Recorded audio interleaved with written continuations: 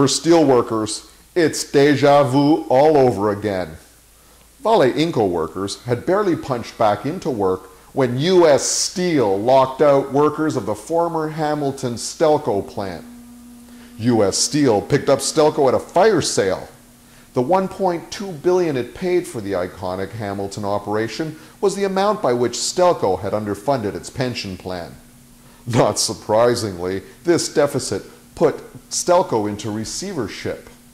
In order to get this Canadian bargain, U.S. Steel provided the usual assertions that the deal was going to be a net benefit to Canada.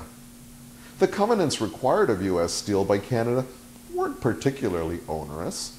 U.S. Steel was to maintain production and job levels for 3 years from the Stelco purchase in 2007. But within a year, it shut down the Canadian plants and shifted all production to the U.S. because of the recession, don't you know? But even the Harper conservatives couldn't handle the optics. When an American corporation reneges on a deal and locks out 900 workers, something has to be done. So the Canadian government is suing U.S. Steel. Now, is it just the pinko kook in me that expects more from the highest authority in the land when a company breaks the law, locks out its workers, and robs pensioners? They are the government, after all.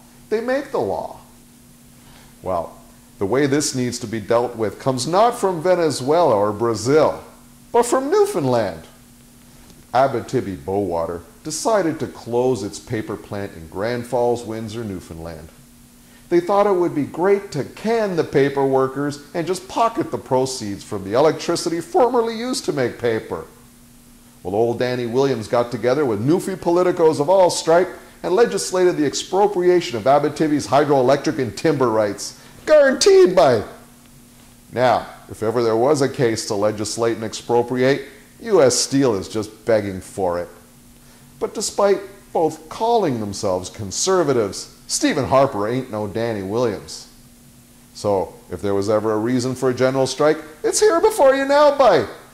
Impossible, you say. Illegal, you say. Let them sue. If the Hamilton steelworkers' struggle is not to be defeated in isolation, we have to get past the nationalist labor collaboration that worked from about World War II until Reagan and the U.S. Air Force busted the air traffic controllers' strike. Once the Cold War wound down, the class war began in earnest. And so far, only one class has shown up. The struggle faced by steelworkers in Hamilton will be faced by every worker hoping to enjoy a pension. Let's avoid the rush and strike now, across industries, sectors, and borders.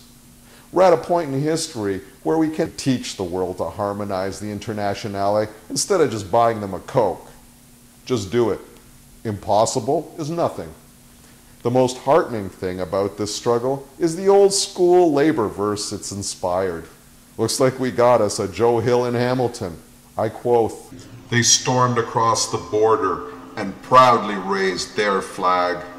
We now own your steel mill. They so like to brag. They want to cut our pensions, our benefits, our pay. Now they own the steel mills. They want everything their way. They said that buying Stelco would be our country's gain, but all they brought to Canada is misery and pain. When they speak of workers, their voice is full of hate.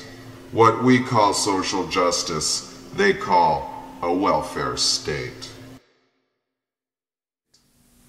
I just couldn't say it better. In Toronto, I'm Umberto da Silva, not Rex Murphy.